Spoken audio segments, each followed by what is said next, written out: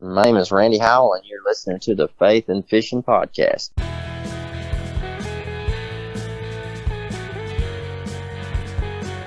Welcome to the Faith and Fishing Podcast. I'm Cam. And I'm Robert. In every episode, we're bringing you faith stories and fishing memories from some amazing members of the fishing community. So join us as we shed a positive light on all things faith and fishing.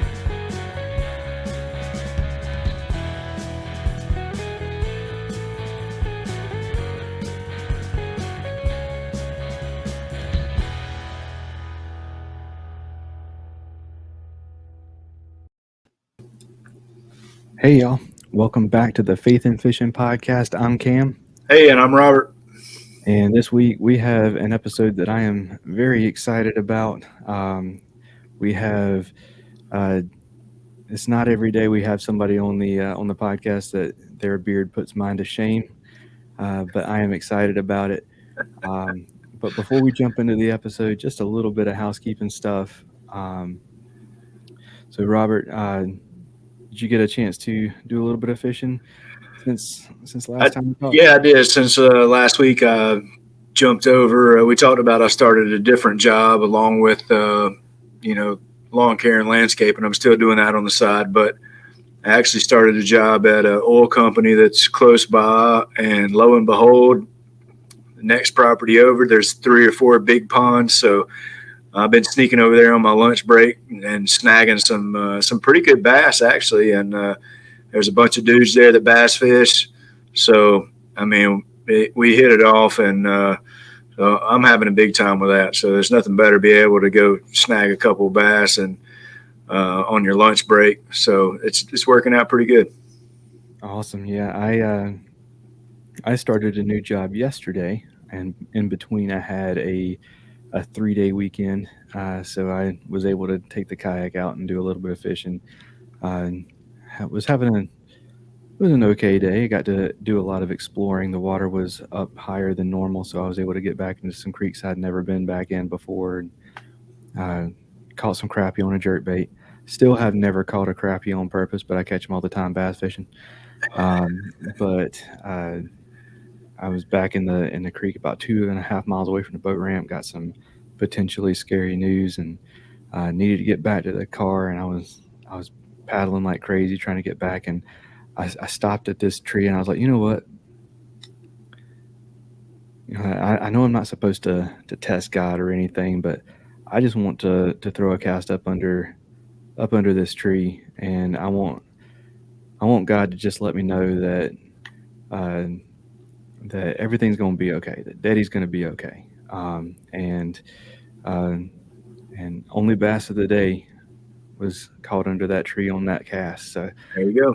God humored me with my little test there. But yeah, that was a special catch. But yeah, man. So I wanted to let everybody know that Jackson Oars charity tournament, we had been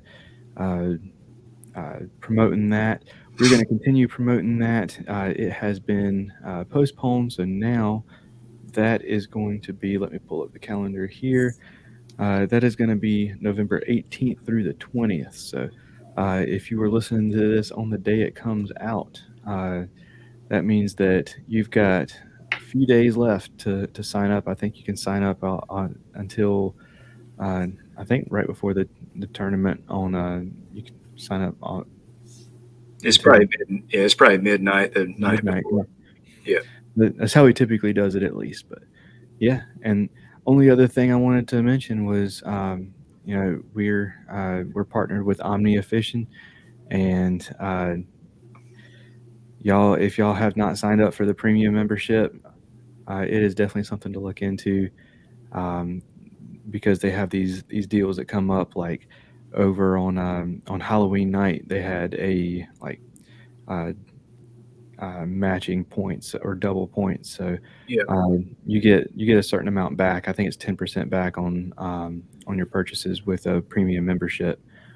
And so if you're like me and you want to save up that FNF 15, that 15% discount, so I was able to get that discount. So you get that back on anything that does not have a discount of 20% or more. So at 15%, they gave us just enough that that we could get some off, but we still got our premium membership stuff there. So Yeah, that's a pretty good deal. That premium membership, I like it just because it's free shipping on anything. So you don't have to meet a minimum requirement. So sometimes I just want to test out a bait or two, and I'll order it from them just because I got the premium membership and it's free shipping. But yeah, you guys go check it out. Check out both of our angler profiles on there, and it's FNF15 for 15% off. Dude, I am stoked for tonight. I am stoked for our guest, and yeah, so I'm pumped up. Absolutely. Well, I am too. So let's go ahead. Let's have some words from sponsors, and right after that, we'll get this guy introduced. Atollas, based out of Charleston, South Carolina, is an eyewear accessory and gear company focused on enhancing your time on the water. Their floating sunglass retainers are the most technically advanced around. Over 5 years of engineering, testing, and exhaustive feedback from paddlers, anglers, and watermen have resulted in a patented design in a class of its own. They're incredibly light and comfortable, built for durability, sport a sleek, minimal design, float virtually all brands and models of sunglasses, and they're backed for life. So if you break them, Atollas will replace them. No questions asked. Whether you're fishing, kayaking, or boating, Atollas will save your shades from the dream. Head on over to atollas.co to check out their gear and use promo code faithnfish15. That's faith, the letter N, fish, the number 1, 5 at checkout to save 15% on your order. Savior Outdoors gives me confidence that no matter what happens, what I take on the water is coming back home with me. With retrieval devices for fishing rods, bow fishing bows, action cams, and even one that can be attached to your other gear, they've got your whole arsenal covered. When one of these devices goes in the drink, it releases a float attached to your gear by 60 feet of line so you can get it back, and the pressure-sensitive filter means that you don't have to worry about rain or dips in the water while landing a fish. At SaviorOutdoors.com, that's SAVUR Outdoors.com, you can use promo code FNFP15 to save 15% and try them for yourself. All right, man. So,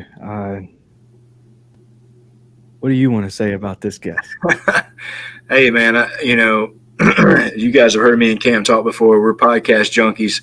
So cutting grass all summer long, man, I put the podcast on and hit play on Monday, and I play them all week long until Friday. So this guy comes up, and I've listened to, I won't say all of them, but the majority of them. And he has a good twist on it. He does a Friday night live and then rolls that over into a podcast. So you can jump on, join the conversation on Friday nights, or you can, like I do, I wait for the podcast to come out because with kids, ball, and all that jazz going on, I'm very rarely can jump on Friday nights. But luckily, he puts it in podcast form and puts that out as well. So, what about you? Before that, man, I found out about him by his videos. Yeah, I've learned a lot about him. Learned a lot about fishing from him. He fishes a very similar style as I do. Getting back in the creeks and dirt shallow, pushing back where other people won't go. And but yeah, I'm excited to get Alex Rudd introduced. So Alex, man, welcome to the show. Hey, thank you. I have to say I'm blushing over here just a little bit. That was a phenomenal intro from you boys. I don't know if I'm actually that cool. That's I tell people all the time, like, listen, I'm like the most uncool guy that you'll ever meet. I just enjoy fishing and happen to make some videos and some podcasts about it. But I do appreciate you boys and your kind words, because so I put a lot of work into this, and to know that it's that people enjoy it, and to know that it's growing like it is, and just to see the enjoyment that people get out of it, it really brings a smile to my face. So I appreciate you guys very, very much.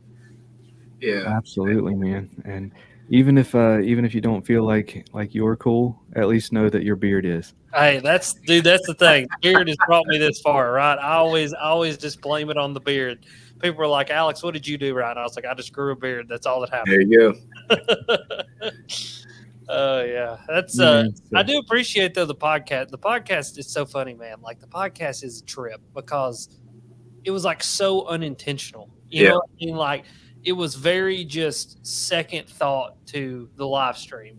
And like, I myself am a podcast junkie. And so I thought, well, if I'm doing these live streams and they're going to be hour and a half, 2 hours long, sometimes, we're going to sit here and we're going to talk to these people and hee-haw and carry on and whatever else happens on some of these Friday Night Lives and these podcasts. I mean, there's no telling what can happen. I thought, why not turn it into a podcast?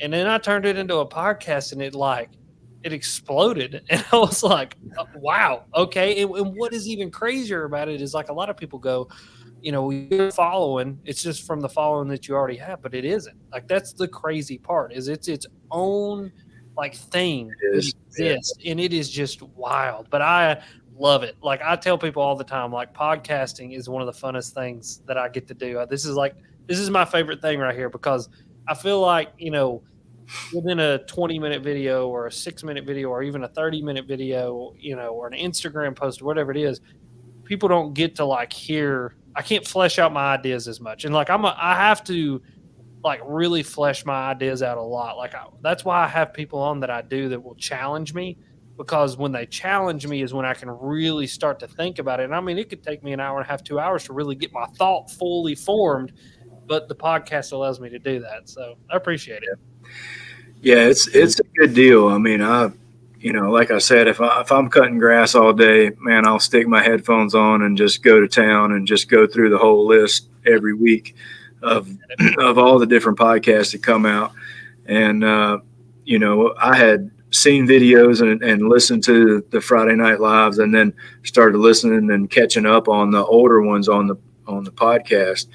But I think the podcast there's so many people that are working that you cannot look at a screen. Exactly. Because you're actually supposed to be doing something, but you can put the headphones in and you can listen while you're doing things. And I think that's why, and so many people drive for a living too. I mean, whether it's a freight driver or Uber drivers or whatever, they can put on a podcast and listen to it. And I even went so far as I messaged MLF and wanted them to put out an audio stream of the events. Yeah. Because what I was doing was turning my screen down. I was turning the brightness all the way off so I could hear the broadcast, because you have to have the video pulled up. If you don't have the video pulled up, you can't hear it. So I figured out a way to do it without running my battery down. Yep. And I don't think they thought there was much value in that audio stream, but I think if somebody did that and the elites or whoever just put out an audio stream, and it can't be hard to separate the audio out of it and just,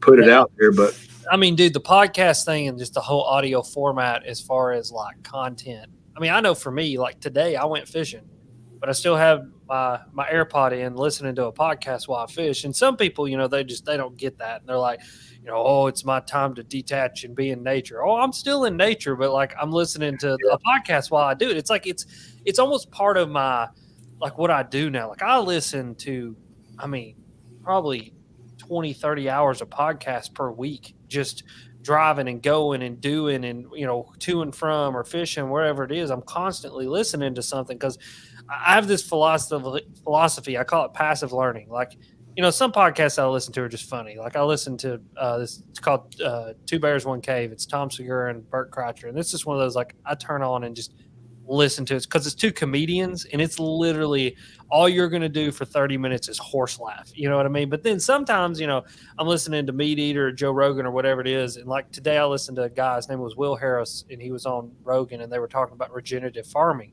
And like, man, I learned more about regenerative, I can't say that word, farming than I ever knew about. And it was like while catching fish, but you're right, man. Like that whole audio format, I don't know, it's fascinating to me that so many of these companies and so many people still haven't caught on to the podcast yet, because the podcast is the future. I mean, it is taking the place of radio.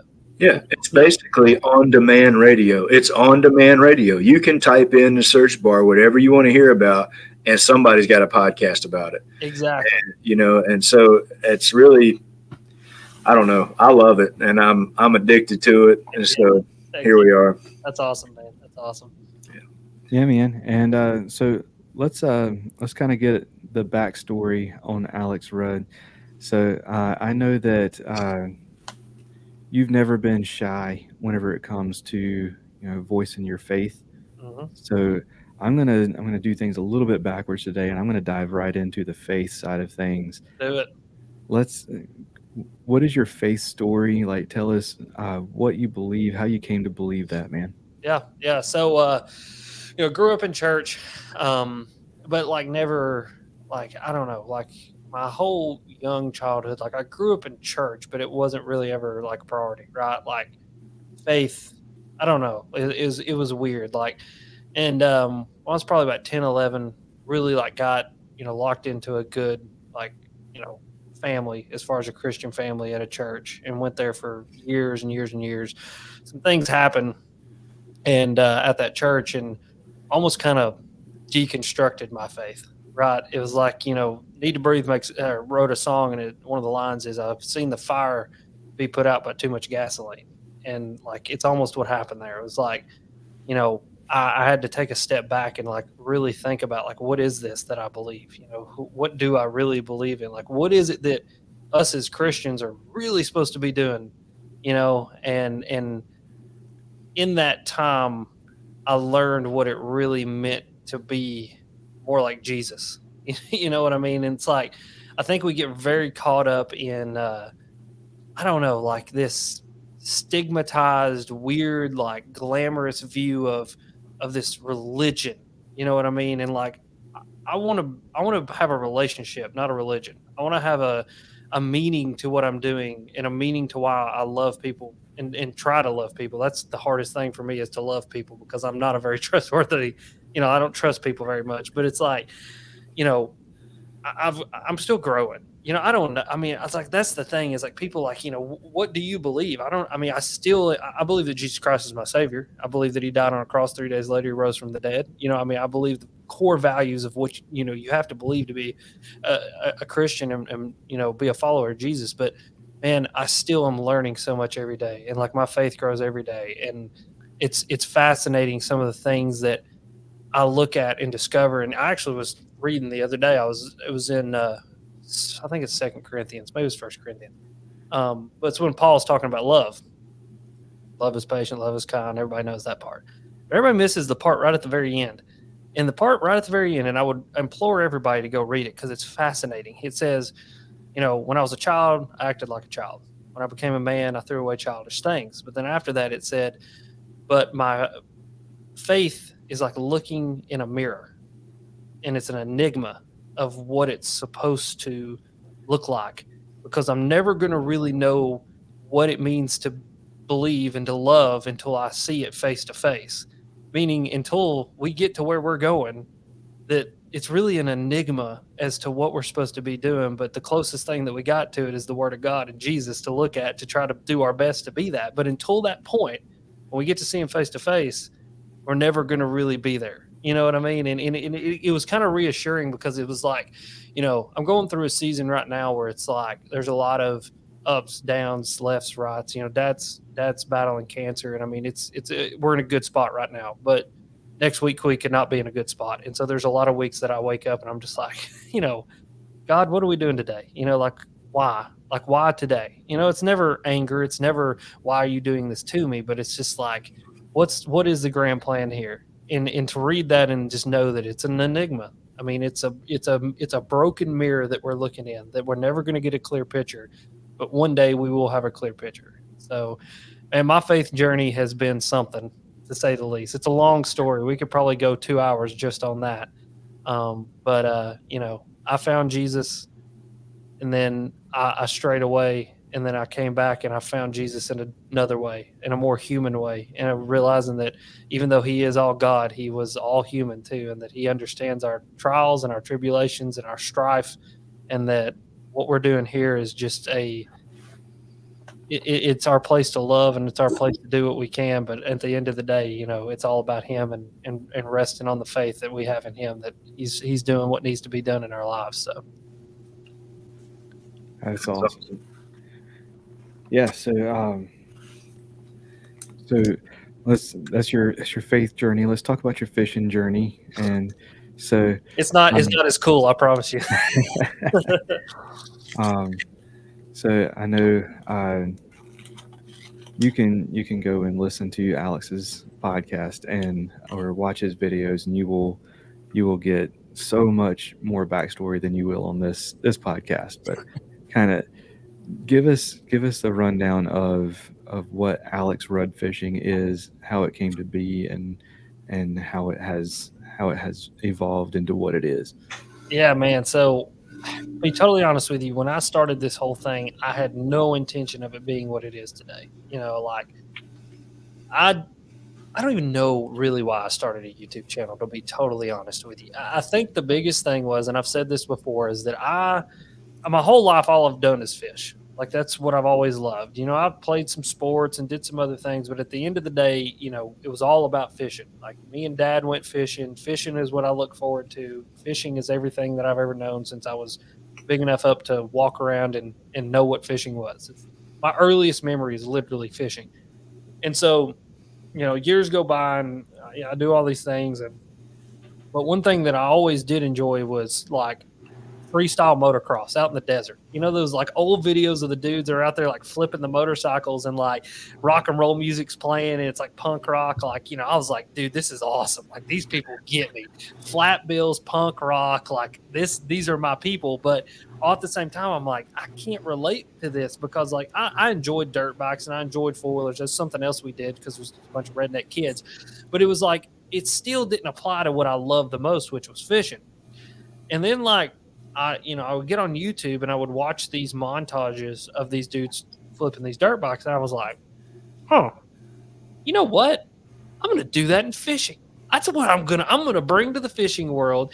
It's like, I want to try to make it cool. And so that's what I did. I bought a GoPro, like I think I was a senior in high school. I bought a GoPro, or Mom and Dad probably bought me the GoPro. I can't really remember, to be honest with you.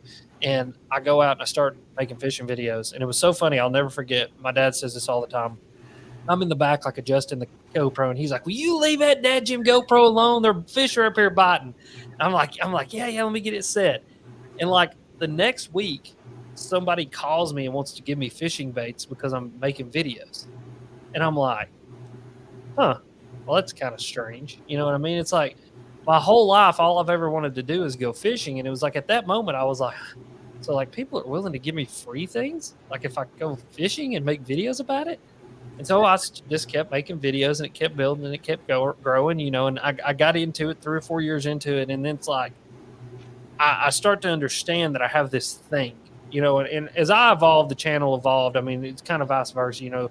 It went from these montages to sit down videos talking about fishing to, like fishing trips and like, more editing and da-da-da-da-da. It evolved over time as I evolved over time. And as I grew, it grew.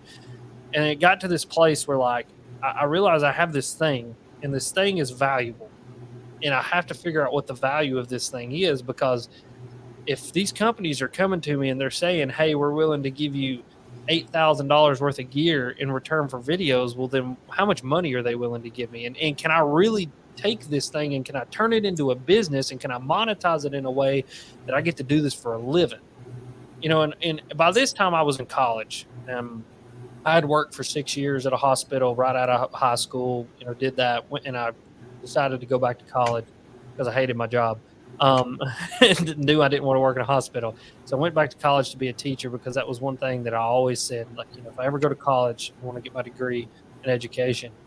And, as I went through college, I was kind of on my own schedule. I went to college classes, I mowed yards, and I made YouTube videos. And that's how I made money.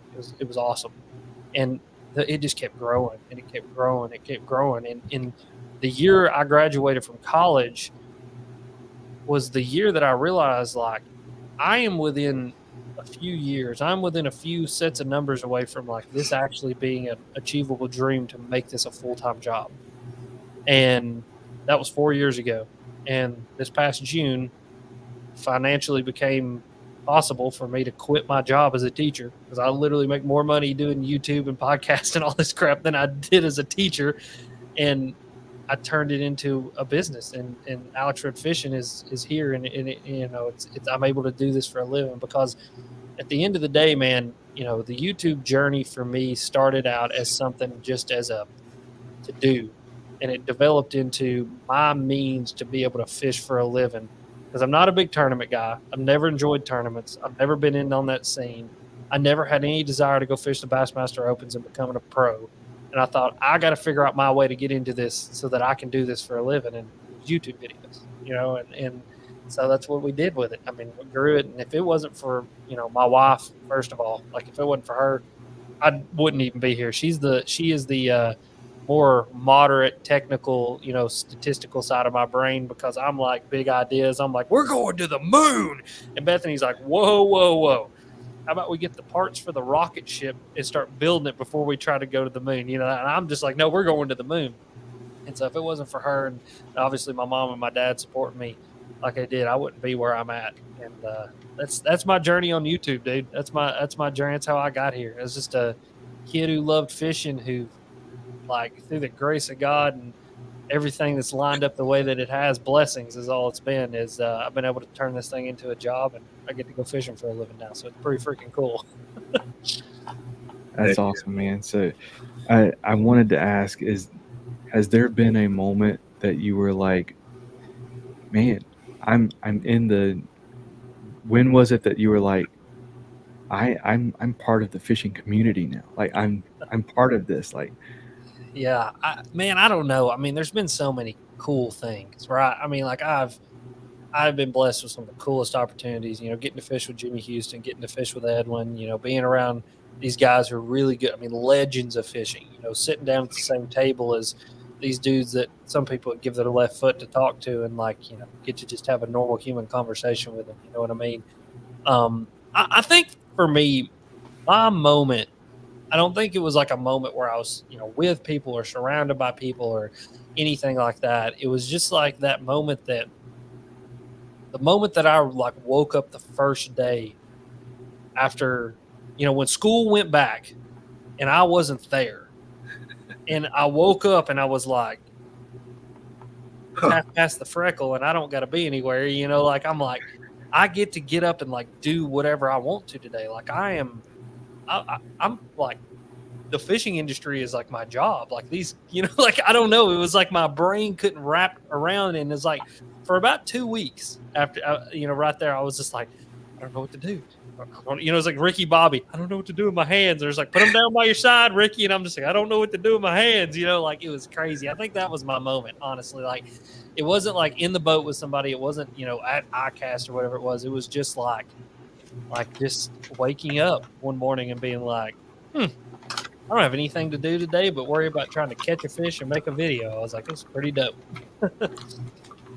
Yeah. Well, I mean, I think like I said, I mean, I've listened to a ton of your podcast and watched a bunch of videos, and it's just cool following the whole story, and you condensed it into, the condensed version. But I think one of the coolest things for me, and one thing that sticks out, was it's probably been a year and a half ago, and I don't even remember what the podcast was, or I think you were just kind of monologuing by yourself at one point, and you were like, yep, I've got it all mapped out. Yeah. I know the exact date and when it's going to happen and when I can go full time in this. So, I mean, it's definitely something that you put a lot of thought, a lot of effort into to figure out the money side of it, the logistics of it, and when you could, as comfortable as possible, take that step out and say, you know what, I'm not going to teach anymore. We're going to go with this full time. And I know from being self-employed and a business owner that it is one of the most satisfying things and also one of the scariest things when you're like, okay, we're doing it. Yeah. But I think the whole thing is pretty cool, and it's a pretty cool story to follow along with. And there's so many different directions that I want to carry this to right now. So yeah, I'll probably be all over the place, but dude, it's so cool to see that and to see the progression of it. And like I've even went back, like, I don't know, it's been a year and a half, 2 years ago. I went back and watched all the way to the first video you posted, which I don't even know if it's still up there now, because in one live you're talking about, I just started filming one day, me and my dad fishing or whatever, and like with that live was done, I was like, you know what, I'm gonna go look it up. I go all the way back to the front, and sure enough, it's just you and your dad fishing. And then you follow the progression, you see the editing getting better, you see the storytelling getting better, you see the teaching aspect of it come in, and then it just keeps on snowballing, keeps on taking off. And one reason I think people enjoy that, and one reason that I think you've had so much success, is because not only do you do those things on YouTube, the teaching aspect, the fun tournament videos every once in a while, you keep it fresh, but also too on your lives on Friday nights, there's been a lot of times where you have done a special live because you wanted to raise money for somebody or something. That piece of it is a key piece that draws people in and keeps people coming back to see and hear what you have to say. And I don't think you realize how big your voice is on some of the things that you bring up, such as in the recent past, the whole tournament thing. I was holding my breath the whole time you were talking to the tournament director from, it was either North Carolina or South Carolina, somebody that you got on there to talk about. He's the director of, come on, Alex. I forgot his exact title, but he runs essentially the county commission portion of Anderson, South Carolina. Anderson, that's what it was. So you're talking to this guy, and of course, anybody that's listened to your podcast before, I'm listening to the podcast, and I'm thinking the whole time, I'm like, dude, this tourist guy he's not prepared for what Alex is about to throw on him, because I could see the thing building the whole time. But you did it in such a professional manner. Appreciate that. And because it didn't go down exactly the way I thought it was, but then I was like, oh, well, that's exactly how that should have worked, because that dude was cool. And he was giving you the information that you needed to do with it for your local lakes. And I grew up in Clarksville, went to school in Tennessee Tech in Cookeville, so cool. I'm familiar with all your lakes that are around there, and familiar with. I fished mainly Kentucky and Barkley Lake growing up, but there were so many tournaments and stuff on those lakes that I get 100% what you're talking about some of these towns somewhat taking advantage of that, and it's the things that you're putting out there and the voice that you have.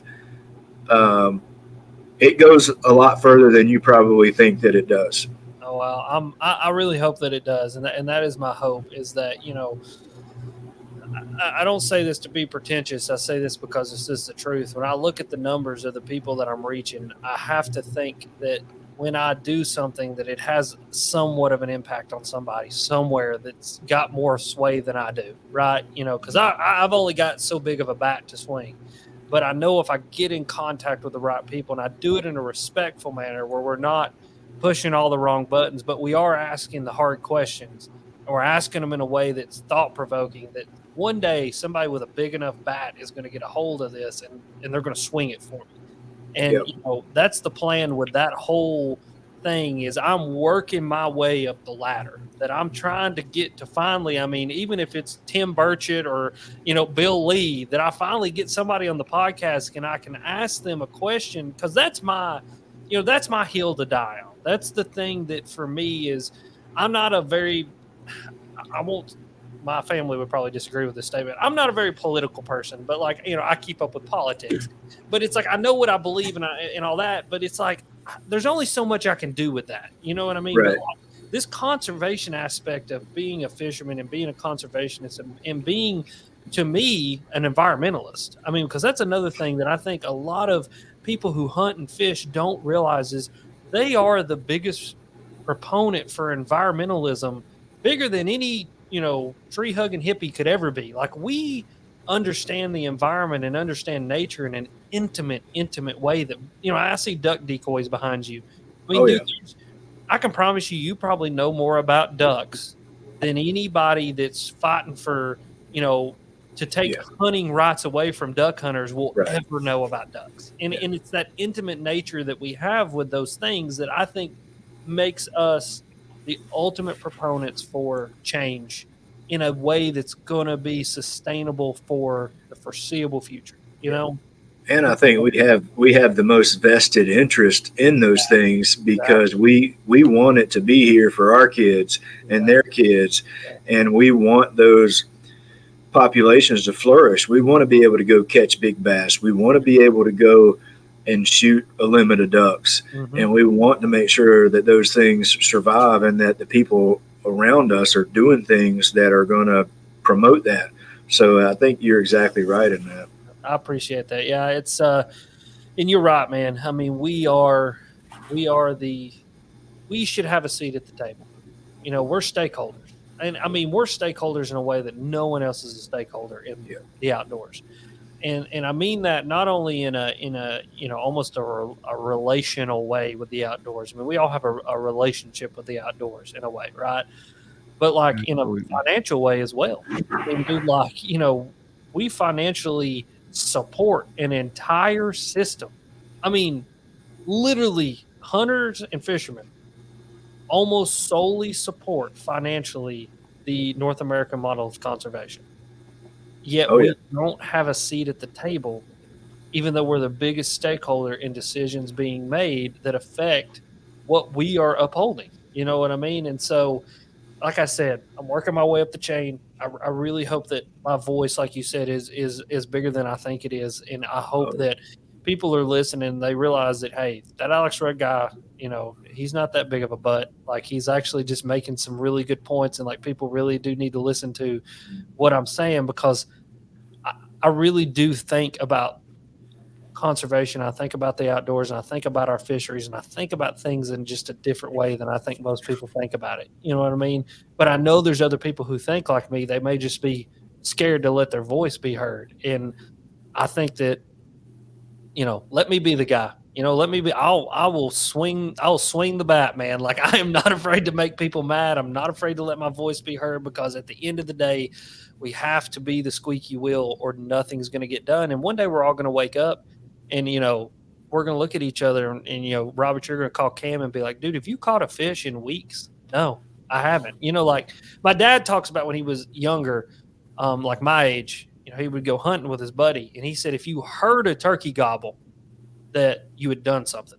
He said it used to be so bad that if you just heard the turkey gobble, that like, dude, you were high-fiving and like going home telling your buddies you heard a turkey gobble.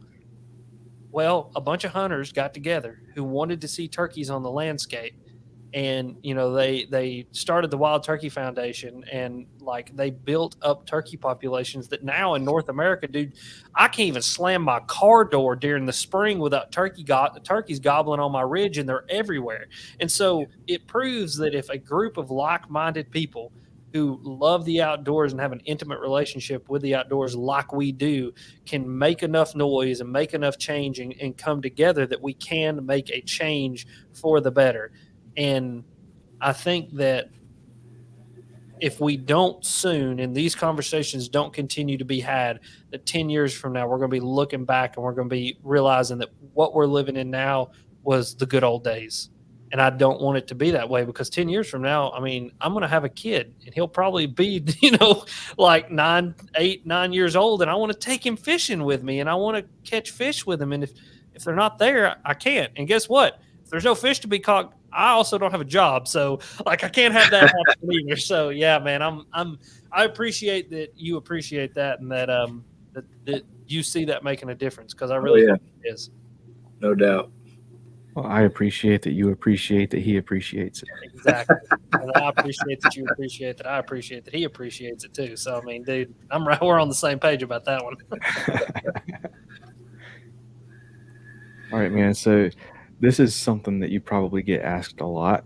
I know pretty much everyone who has made that jump to being full-time in the fishing industry. What is the biggest misconception that you think people have? These people who start a fishing brand of some sort, whether it be a YouTube channel or a podcast or whatever. in terms of going from that starting position to where you are now doing it full time? What's the biggest misconception that people have about that process? I would think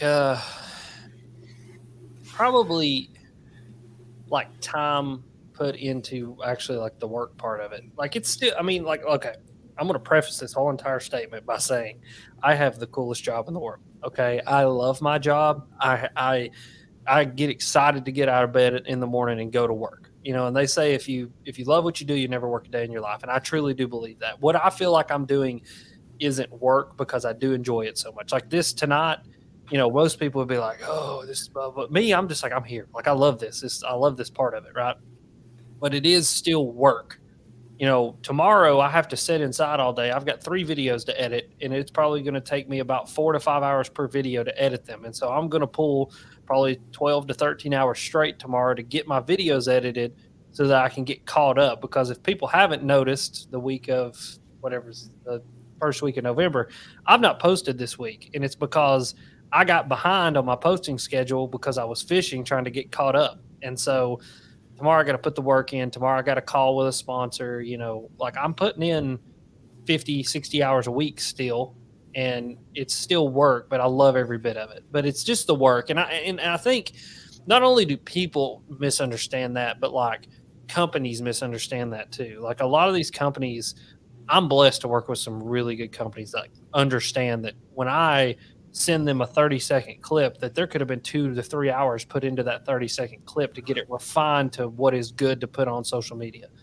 And, one thing that I say all the time to these companies is that it is my job to get up every single morning and not only catch fish, but to figure out how to get the most views and the most engagement and the most reach and the most likes on every single thing that I put out there, and to help me grow and to help you grow as a company. And the only way that I can do that is to put in 40 hours solid a week of real deal work. Now I have days that I get to slack off and do, whatever, but like it's still, I got to put in the work.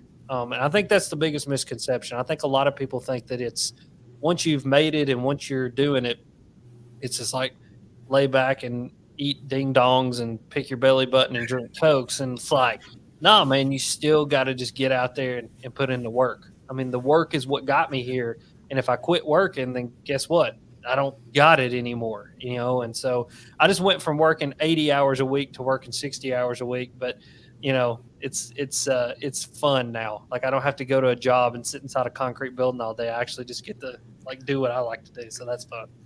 Absolutely. I will say I had no idea how much work a podcast was going to be whenever I started it. Yeah.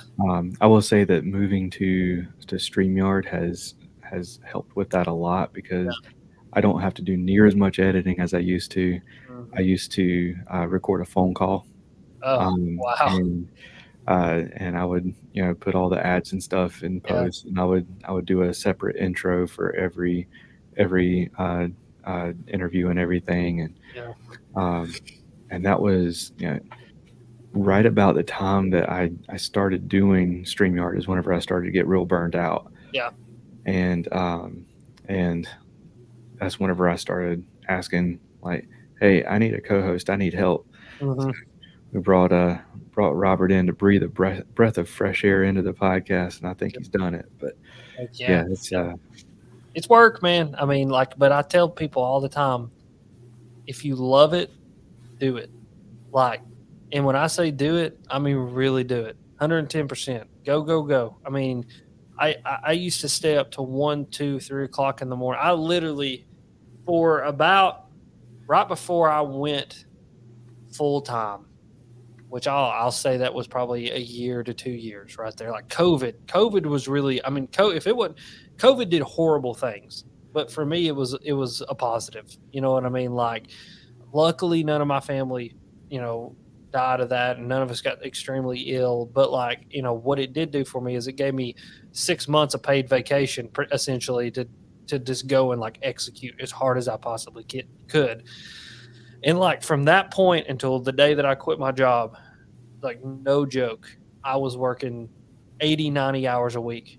And, I would come straight home from teaching. So I would get up 6:45, 6:30, 6:45 in the morning, drive to work, be at work 7:30, teach from 8 till 3:30, stay usually until 4 or 5 o'clock, getting all my lesson plans, getting everything together, drive an hour back home, be home at 6, kiss Bethany on the mouth, usually get on a phone call with some company, do a podcast, do whatever I had to do to keep going. And then I would start editing at 7 or 8 o'clock at night, and I would edit till 1 or 2 o'clock in the morning, upload title, thumbnail. By that time, it's 3 o'clock. Go to sleep, get back up 6 o'clock next morning and hit it. And I did that for literally 2 years straight until the point that I could, like you said earlier, Robert, like you look at it and you can say comfortably, and with as much, as much like gusto as you can muster to make the jump, And I think, and that's the misconception I think a lot of people have. And it's not just like, it's not, oh, holier than thou, look how hard I work. It's just, I want people to realize that are listening to this, you can do it. It's just, you better be ready to put in the work. The ditch doesn't get dug by looking at the shovel. You got to pick it up and you got to start just one shovel full after another. And next thing you know, you've got the ditch dug. And this stuff is no different. It's not going to come to you in a handbag and just be handed to you. It's hard work. And especially if you want to do it the right way, because there's people that do it the wrong way or cheat or lie or steal. And I'm not that guy. I've always wanted to do it my way. And that's usually the hard way because I kind of work harder, not smarter sometimes. But it's the work is definitely worth it. So Absolutely. I'll add to that. I'll say, like you said, if you want to do it, do it. Have high standards for your work. Take pride in what you're doing. But if it's not the perfect production that you see someone like John B have on YouTube, that's okay. yeah, Like, absolutely. start somewhere. I tell people all the time, Go get ahead and start 1%, somewhere. get 1% better every single day, and if you do that for a year, you go 360% better. And like, Absolutely. people don't want to hear that sometimes because that's, again, that hard work comes back into play. But again, get 1% better every single day for a year. You'll be 365% better. 365 because 365 days in a year. You get what I'm saying? I'm a teacher. I should know that. But anyway, there's 300. You'd be 365% better. That's just the solid fact of it. And just imagine if you start and say that John B is your guy, like he's who you aspire to, to be like or to emulate, and you love his style. My guy was always Casey Neistat. It's like the imperfection of perfection. It's like perfection in the imperfection. You know what I mean? Like, because I'm too scatterbrained and ADHD to be perfect. I got to have a little bit of chaos thrown in there. And so, if you want to be like that, try to be like that 1% every day. And I can promise you by the end of a year, the end of 2 years, the end of 3 years, you're going to be amazed at what you'll be able to put out there. Just like playing in a band. That's what I always say. It's like playing in a band. Nirvana didn't become Nirvana overnight. They sucked for a long time before they wrote Smells Like Teen Spirit, and, then they were Nirvana. So, yeah, absolutely. And you go back and listen to like the first couple episodes of this podcast, and it is terrible. It is terrible. we were talking about that the other night. Me and Andrew Hayes from Taco Talk podcast. He was on the live stream. And I was like, I went back and listened to the first live, and it's like, yep, I think we're live. Nope, no, we're not. All right, let's wait for a few people to get. Dude, I didn't even know how to do it. You know what I mean? And it's like, not the podcast. I'm like, welcome back to another episode of the Alex Fishn podcast. Like, and I got the thing down, and I can do it. And it's like, I don't know, you just got to do it, man. Just got to get out there. I was going through, like, it was very much an interview and not a conversation. I had a list of questions that I was going through, and I had Chad Hoover on, and he was the first episode that aired with a guest was Chad Hoover, and he would his response to a question would lead into another question. He was like setting me up for another question, and I'd be like, all right, next question. Like, I literally said, all right, next question. That's amazing. That's amazing. Chad, Chad will just grab right a hold of the reins and ride it hard. He's, you just got to let Chad go sometimes. It's just all right, Chad, what do you think about the Democratic Party? And just sit back and just like let him go, because he is going to go on a 3-hour dissertation about something. Like, I love me some Chad, man. He's a good dude. Yeah, absolutely. All right, man. Well, we are getting pretty close to 50 minutes here. So what we're going to do is we're going to play a couple ads, and then we are going to jump into what's your favorite. Awesome. A huge selection and crazy fast shipping is already enough to turn heads as an online tackle shop, but Omnia Fishing sets themselves apart with their ambassador program. With Omnia, you can send in fishing reports for your local lakes that recommend baits, structure, tactics, and gear. And when another angler takes your advice and purchases something from your report, you get credit for it to spend at Omnia. The best part means that with Omnia Fishing, you can shop by lake and purchase baits and gear that are proven to work where you're fishing. To get started, go to omniafishing.com and use promo code FNF15 to save 15% on your first order.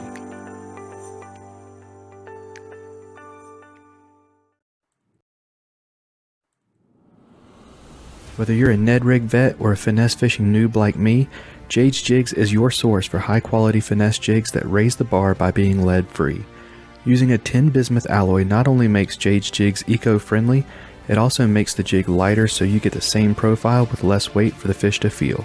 Check out jadesjigs.com, that's JADESJIGS.com, to see their full lineup of jigs, styles, and colors.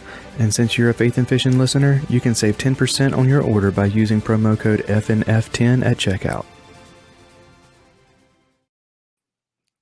All right, so this is the What's Your Favorite segment. It's self-explanatory. We're going to ask your favorite in a few different categories, and we're going to get it started off with, what is your favorite scripture? Favorite scripture? Oh man, that's a good one.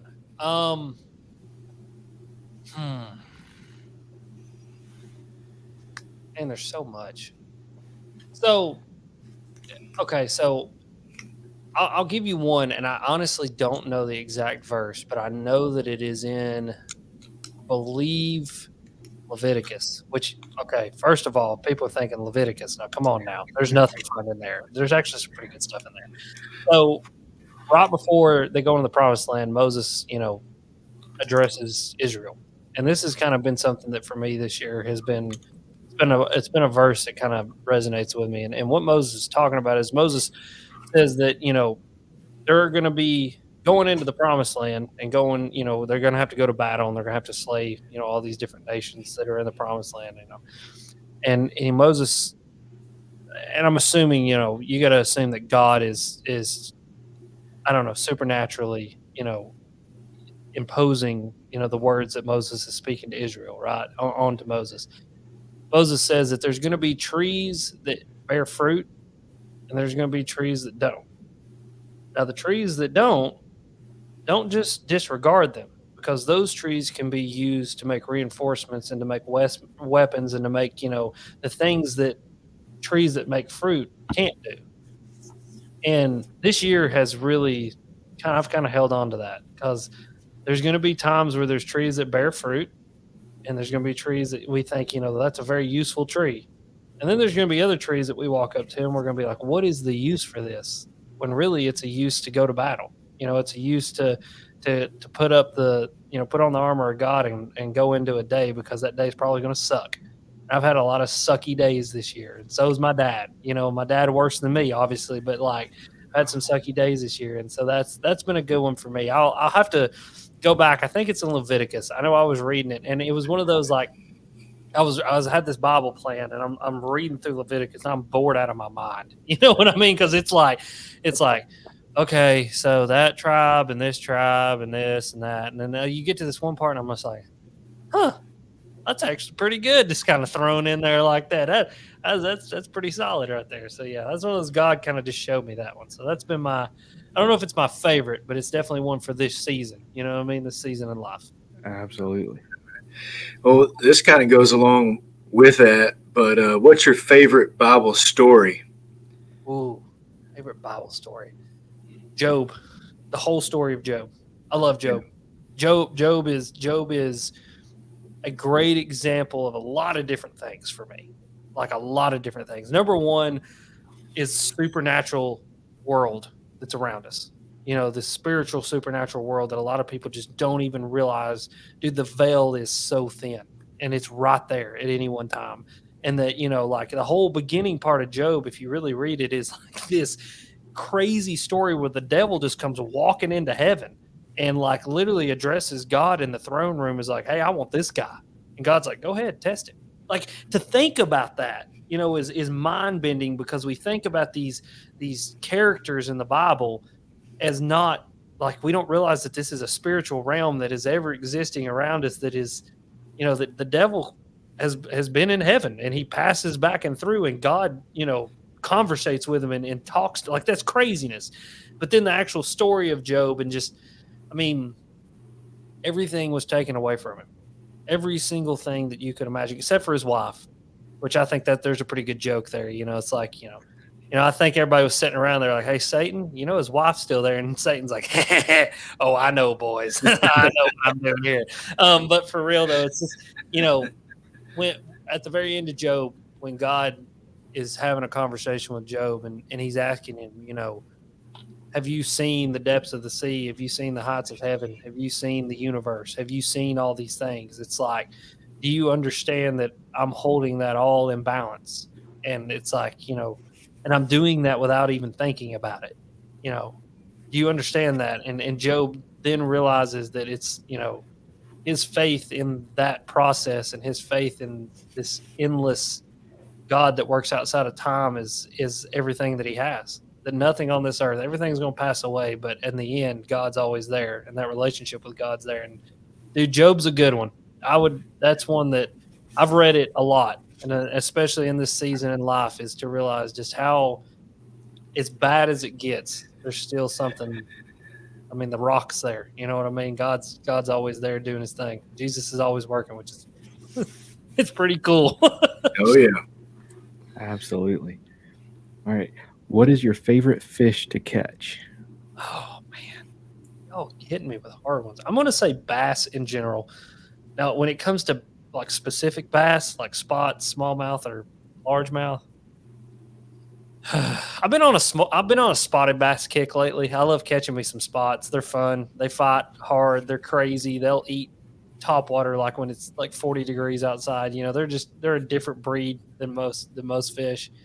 But yeah, I'm gonna have to just go bass in general. I mean, I've caught some pretty cool fish, and the red fishing though, for real, it'll ruin you. Like, it'll straight ruin you. Like that first redfish that ate a spook topwater, I was like, oh, so this is what everybody would like sell everything that they have for and move to the beach, dude. So yeah. I don't know, man. I just love fishing. That is like the hardest question for me to answer, because it's like, oh, the carp are biting, poop balls. Yeah, let's go ball some poop on a hook and let's go catch them. Like, I don't care, dude. I just love catching fish.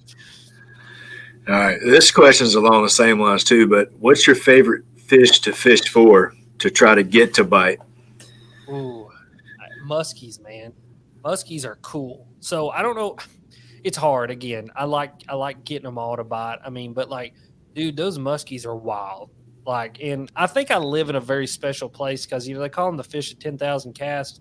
These muskies around here are not the fish of 10,000 casts. They're kind of stupid, but it's like just the process of catching those things. They follow things right to your feet. Like they follow right up to the kayak, right up to the boat. And then, dude, when they decide they're going to eat, it is chaos. And it's a ton of fun, But yeah, that or a bedding smallmouth.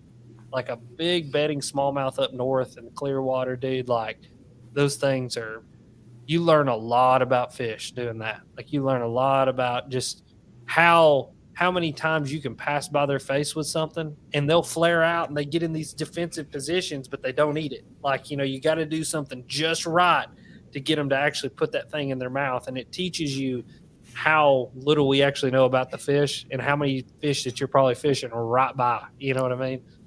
Yeah, absolutely. What is your favorite fish to eat? Oh, probably a crappie. I think a crappie just because it's nostalgia. My papaw for years and years and years, he doesn't do it now just because he's got too old. It's a little too hard on him, but he would catch crappie all year long. And at Christmas, he would fry 300 pieces of fish for us. Oh my gosh. All of our family would come and we just eat fish and mashed potatoes and green beans. And so it's nostalgia, man. Crappie is just classic, son. So good. All right. Favorite fishing snack? Favorite fishing snack. Okay, so I have a problem because I don't eat like while I'm fishing at all. Like I literally so I've been on a bender for a couple days here now. And these videos that I got coming out on this little bender that I've been on here are gonna be fun ones because man, I put in the work. Like that Crescent kayak, I'm surprised that it doesn't have a hole in it yet. Like I have been dragging it and portaging it and taking it places that it shouldn't go. I'm pretty sure I'm on like 9 different people's trail cameras in their backyard. Like I've been going and doing, right? And like both of those days, I would get off the water. Bethany, luckily, she gets to work from home, and so she'd drop me off and then pick me up at a takeout spot because I was doing these like creek floats. And I would get back, I'd put in at like 10 o'clock in the morning and be done at 5 in the afternoon. And Bethany's like, "Are you okay?" And I'm like, "I got a headache." And I'm like really weak. And she's like, "Have you ate or drank anything?" I was like, "On a piece of breakfast pizza from the Waggles this morning and a Diet Coke." She's like, "Have you had anything else?" And I'm like, "No." She's like, "That's why your head's hurting and that you feel bad." So yeah, I need to eat more while I'm on the water. Like if you got any good boat snack suggestions, hit me up. Like because I actually need to start taking food with me. Like I'm the world's worst for that. Like fish for 13 hours straight and not eat or drink. I'm so bad about that. I'm pretty bad about that too, especially with water. I will say, once I got the perception cooler that attaches to the back of my seat, Yeah. that helped a lot because Yeah. it's just right here. Yeah. I don't have to like try to dig anything anywhere. But I mean, you'll notice you've probably been hearing the clinking, people. That's my cup here. I like down like 4 of these at night because I'm so thirsty and dehydrated. I'm just like I'm gonna prehydrate. You know what I mean? Like get it all at night. Probably pee it all out by the morning time, and then in my mind I'm saying, "Oh, I'm hydrated," and then I won't drink for 12 hours straight. This morning was a bowl of Lucky Charms and a Diet Dr. Pepper, and then I edited into 11, and then got on the water at 11 and fished from 11 until 5, and then went over to my parents' house, cooked dinner. I didn't eat or drink anything until like 6:30, and I was like, "Alex, you're gonna die. You got to quit doing that. Like Monster Energies are not food. Like you can't do that." Yeah, I think it was Matt Souders from Paddle and Fin. It was telling us about he carries a pack of tortilla shells and a jar of peanut butter when he gets hungry. Yeah. He slaps it on the tortilla shell, eats it. He said he can get a whole week's worth probably out of the damn pack of tortilla shells and a peanut butter. I thought that was a pretty good idea. Heck yeah, dude. We used to do that. We went mission trips to Haiti, and while we were down there, ours was canned chicken and mustard. Dude, I'm telling you, some canned chicken on a tortilla with a little bit of mustard tastes just like a turkey and mustard sandwich. I was like, hey, when you're in the middle of Haiti and it's 105 degrees outside and it smells like garlic and goat butt, like a little something from America goes a long way. Right. Oh, that's awesome. Well, this is a question I'm excited about because if I am correct, I think I am. If I am correct, it is the same answer that I have. But what is your favorite lure to throw? A frog. Dang it. What is it? What do you think it is? Square bill. Oh man, I do love a square bill. But like if I could have one bait 365 days, 365, see, I got it right that time, 24/7, it would be a frog. Dude, I love a good topwater bite, but I do love a square bill bite. I love a bladed jig bite too. I don't know. I'm a topwater junkie though. Like It's hard to beat. Dude, it is. Like, I love to interact with the fish in that way. Like, I think so many other fishing techniques detach us from the fish. And I think that's why so many people are addicted to live scope is because they get to interact with a fish in a way, like, where they physically get to see it, swim up to it, and bite it. Like, and that's what I love about topwater or bed fishing or anything where I can physically see them do something. I'm addicted to that part of fishing. I think it's so cool. Yeah, if they're biting a frog, that is hard to beat. Oh, I'll give you that. Like when they're really eating it good, those where they come up and it's just like when they do that, I start making like groaning noise. Like I had one in a buzzbait yesterday. This is no joke. I was on the phone with Bethany and I'm buzzing this buzzbait back and one like smokes it. And I literally in the video, it's so funny because I like make this noise. I don't even know what it was. I was just like, he goes, "2," and I was like, it's just like it escapes from me. It's just like it's in my chest, like it's gotta get out. Like, oh, I love it, man. This just gets me going. All right, let's see. Favorite body of water to fish? To fish. Gotta be Favorite body of water to fish? That's honestly kind of a tough one because I love all these lakes and rivers and things around here. I mean, that being said, though, Cherokee Lake has a very special place in my heart. Like there's just so many memories there. You know what I mean? Like I always do good there. It's just a lake that I've always done good. You know, I've won a tournament there this past year, came in third in another tournament. I have, so many memories with dad out there catching big smallmouth. Like it's just it's a beautiful, special place. So probably Cherokee Lake. And, people watch my videos are probably like, what are you talking about, Alex? You're a river rat. You want to be in the river. And I do. I love me some moving water. But Cherokee is just I don't know. It's like a breath of fresh air when I go there. It's like every time I get on the water, I'm just like, okay, we're back. Let's go have some fun. I understand it.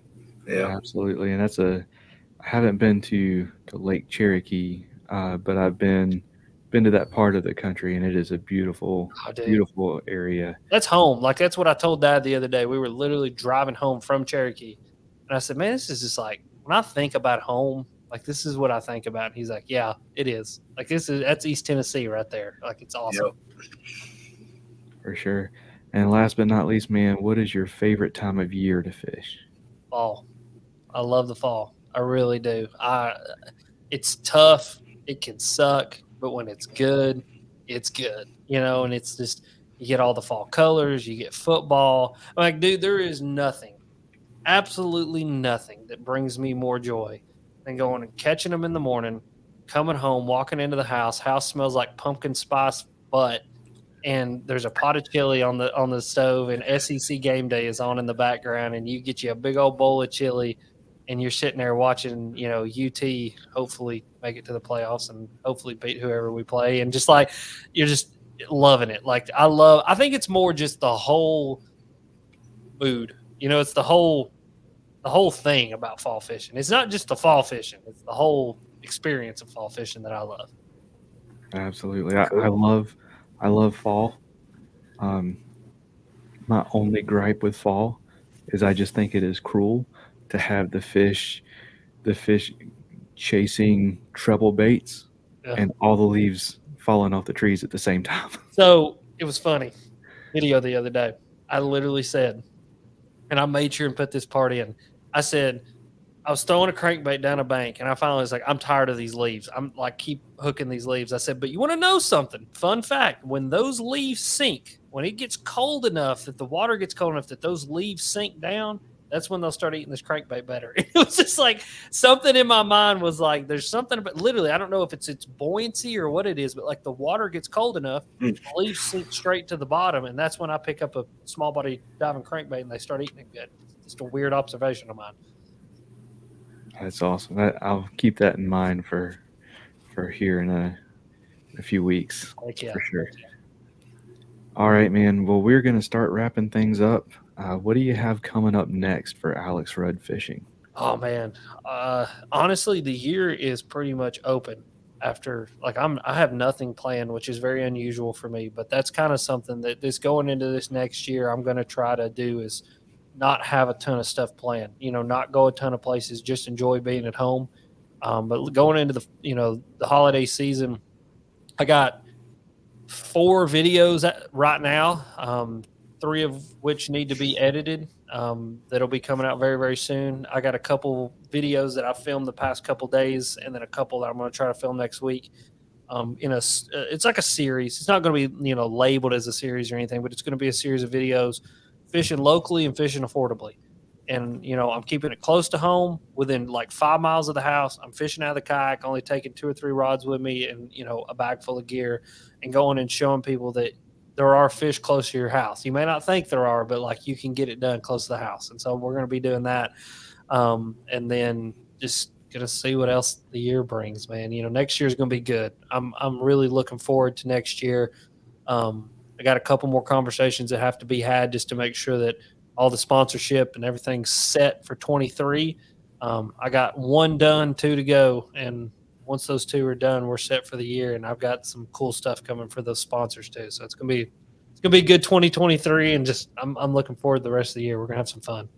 Awesome. And speaking of sponsors, I want to give you some time to shout out sponsors and supporters. Anybody you want to say thank you to, the floor is yours. Yeah, so Pure Fishing is obviously my big one. Pure Fishing is Abu, Berkeley, Fenwick, Fenor, Plano, that whole family of brands. Pure is an amazing company to work with, and they have treated me incredibly. They really do see the vision of content creators, and so I got to thank them. It's huge. X2 batteries is another one. If it wasn't for X2, like literally wouldn't have the power to do anything. And I really, I'll preface all this by saying, before we get into this any further, these companies believe in me and I believe in them. This isn't just because they pay me, and I say this all the time, like, University of Tennessee may pay Josh Heupel a lot of money to coach UT football, but he still really does believe in UT football. And that's the way that these sponsors are to me. They literally help me to keep everything going. And so, but X2 is another one. They help to keep me rolling and keep everything on the water and keep everything powered. AFCO is another one. They literally keep me clothed. Like I have AFCO shorts and underwear on right now. So, you can only imagine, a man's got to have a good pair of underwear, and AFCO does make good underwear. so there's that one. But, and then Monster Bass, Monster Bass has been a longtime partner, obviously of the podcast, and I've done a lot with them. And so I got to say, I appreciate them as well. But, I mean, that's it. I kind of have I have a narrow bunch of people that I work with, and I have it that way because those are the people that believe in me, and I really believe in what they're doing, and so I appreciate all these companies. And then obviously my wife, because if it wasn't for Bethany, I swear the lights wouldn't be on in this. I don't even know how to pay the bills, to be honest with you. Bethany does it all. Like she's my financier, she's my agent, she is my my rock, I don't know, she's everything, man. She's amazing. Awesome. And if our listeners, if we've got somebody who's like hard into the saltwater world, never heard of Alex Rudd Fishing, and is listening, is like, man, this guy's pretty cool, I want to find out more about him, where do they find you? Where do they follow your videos, and where do they follow you? Alex Rudd Fishing on everything: YouTube, Facebook, TikTok, podcast. If you just search Alex Rudd Fishing on literally any platform, my ugly face is going to pop up, and you're going to know it's me because it's my big old head with a beard on it. And so literally everything, just type in Alex Rudd Fishing, it's going to pop up. Awesome. Well, Alex, man, thank you so much for coming on the show. I've had a blast, and this is one I've been wanting to do for a while, and I'm glad we made it happen, man. Absolutely. I'm glad y'all invited me on here. I appreciate you very, very much for giving me a platform and let me talk for a little while. It's I tell people all the time that I love this stuff, and so anybody that wants me to come on their podcast, hit me up, because like I'm always down. Like I'll be there with bells on. So I appreciate you guys very, very much, and let me talk for a little while. Heck yeah. Well, we'll have to do a follow-up because there's a bunch of different avenues that I didn't want this to be like a 3-hour podcast. We try to keep ours about an hour, 10 hour, 15 minutes, around an hour. But man, I want to hear about the X2 stuff you guys did. Like you get the podcast you and Bailey did together on that, or at least I listened to it as a podcast. Yeah. You guys sitting around and having all those different guys on, the whole rule thing. So Cam lives about 15 minutes one way from me. Paul Roberts lives about 15 minutes the other way from me. So I'm sorry that you But I think the whole rule conversation, and to kind of see where that goes, I thought you had some pretty good insights and thoughts on some of those, and so we'll have to get together again soon and go over some more of that stuff. Absolutely. I'm ready. Let's send it. Like, let's pull a 3-hour podcast. I would be so down to do that. Like, we need to make that happen. Like, I'll send it with you boys. Like, we'll block off a whole evening and we'll just go. Like, we'll just see what happens. We'll make it the length of Lincoln, the movie. We're going to have to take an intermission in between. Yeah, right. That's right. We need to go ahead and call the sponsors, tell them, listen, we got to double down on this. Like, the boys need some more money. We need some more product. We got a 3-hour podcast coming. All right, man. You got it. Guys, I really do appreciate you boys. I think I've been up since about 6 o'clock this morning, so I think what I'm going to do is fill up the old Bucky's cup, do some more pre-hydration tactics and techniques, and go get in the bed. So sounds good. Absolutely, man. Thank you again, and take care, man. Absolutely. Appreciate you guys again. Later. With 30 years of experience of handcrafting lures under his belt, Mr. B of Mr. B Lure Company is making high-quality spinnerbaits, buzzbaits, jigs, underspins, swim blades, and more right here in the U.S. All of his skirts are hand-tied, and all of his baits feature a baked-on powder paint, all metal components, and only Owner and Gamakatsu hooks. All of his baits come in a variety of colors, and if you purchase a bait in the Battle Shad color, 30% of the proceeds go to the Wounded Warrior Project. To see the quality for yourself, go to MrBLureCompany.com, that's MRBLureCompany.com, to place your order and use promo code FAITHNFISH, POD 1X10 at checkout to save 10% on your first order. Get Outdoors Pedal and Paddle in Greensboro, North Carolina offers a wide range of products and services designed to help protect the environment and enhance the time people spend enjoying the outdoors. With an expansive year-round inventory of kayaks, SUPs, bikes, kayak fishing accessories, paddling clothing, biking accessories, and more, Get Outdoors has established itself as one of the top paddle sports and biking shops in the Southeast. They also offer a wide range of kayak safety and technique courses to get you comfortable in your new boat. They'll even get it rigged up for you. Stop by the shop in Greensboro, North Carolina, or check them out at shopgetoutdoors.com.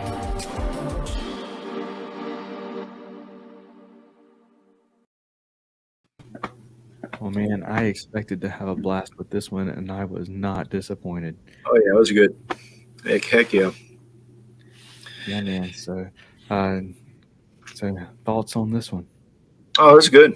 I mean, it's exactly, kind of what I thought that would be. And like I said, there's so many different directions. He has so much content out there. He's on a lot of different people's podcasts. He's doing his own podcast. He's got his YouTube channel going. There's so many different things that you could cover, so many different directions. But I think, to start out with, that was a great episode, and, getting to know a little bit more about his story and his faith story. I didn't really go into it with him, but, I lost my dad to cancer too. So so many different things that I want to share with them and tell them. And I may do that offline and not on the podcast, but, I get a whole lot of where he's coming from, and, there's a lot of ups and downs to go through in that whole process. And, it does bring you closer in your faith as well. And, just one of those deals that, curveballs life throws at you, and you had to figure out how to, get through it. And, he's in the process of dealing with a lot of that stuff now. So, I thought it was awesome, dude. Like I said, that's one of the podcasts I listen to every week, and, just have a lot of respect for him and what he does. Absolutely. With the voice that he has, he's one of the people that, and he's not the only one, and there are quite a few, but he's one of the ones that are trying to make a difference, and, raising money for different things and speaking out about conservation. There's a lot of different avenues, and he's always has his thinking cap on. So I enjoyed it. Absolutely.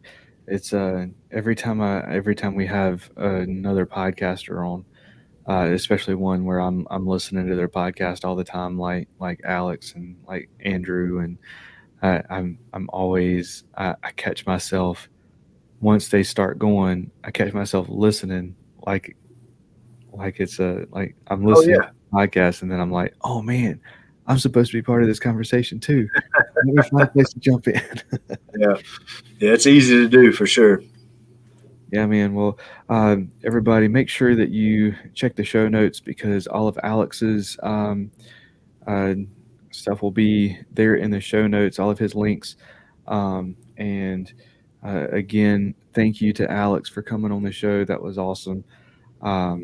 make sure you click that All Things Faith and Fishing link. You'll see all of our sponsor links. The mine and Robert's Omnia profiles are there. The merch store where you can get your T-shirts and your hoodies and stickers and stuff. Make sure you click there so you can support the podcast and those that support us.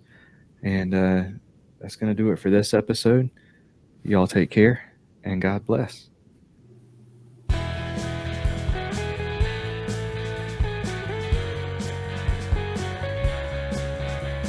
Thank you for listening to the Faith and Fishing podcast. Faith and Fishing is produced and hosted by me, Cam Steele, and is sponsored by Jade's Jigs, Get Outdoors Pedal and Paddle, Save Your Outdoors, Atollas, and Mr. B Lure Company. Be sure to give us a rating and a review and to subscribe wherever you listen to podcasts. That's going to do it for this episode. Y'all take care and God bless.